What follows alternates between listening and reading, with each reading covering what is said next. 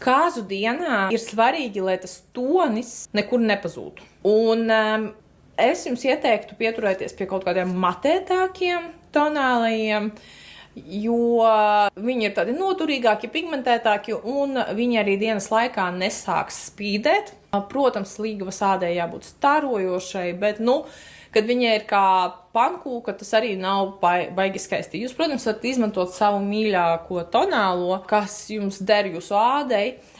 Šodien mēs izmantosim Dior tonālo.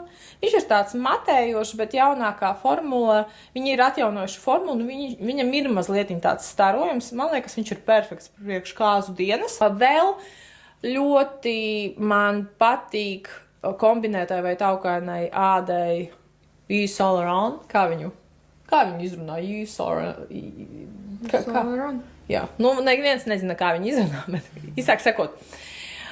To tonālo. Arī Charlotte Tilbury ir labi tonālie, bet patiesībā tiešām uz jūsu ieskatiem. Kombinētai ādai iesaku Dior un taukainai ādai Dior. Neizmirstam arī pirms kaut kādu līdzekļu lietošanas sakratīt. Tātad tonālo es uzklāju ar otiņu. Šo otiņu var nopirkt AliExpress, un tad uzreiz iztušēju ar sponžu. Noteikti iesaku arī iegādāties sponžus Sheinā vai AliExpress, jo tur viņi ir lētāki, kvalitatīvi, un tur jāuzgaida tikai 2 nedēļas, lai viņi atnāk. Sheinā, piemēram.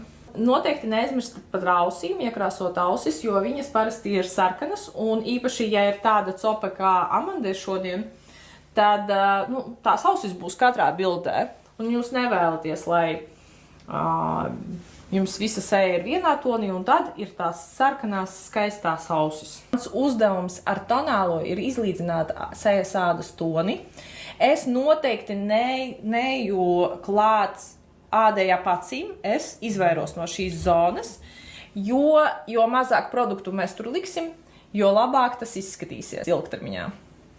Tāpēc tur es likšu tikai konsīleri. Mazlietiņi arī noejam uz kaklu. Noteikti iztušējam visu kārtīgi. Jūs negribat tādu nesmuku līniju, kad jūs pagriezīsiet galvu. Apskatiet sevi noteikti no visām maksimāli pusēm. Protams, jūs varat arī uzklāt tonālo vienkārši ar sponžu. Man patīk ar otiņu un sponžu, jo tā, man liekas, tas klājums ir tāds plānāks.